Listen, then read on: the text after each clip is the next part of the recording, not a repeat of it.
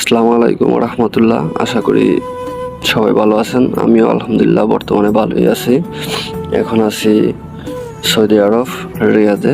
19 তারিখ সকালবেলা ভোলা থেকে রওনা দিয়ে ঢাকাতে আসছি দুপুরের পর বিকালবেলা।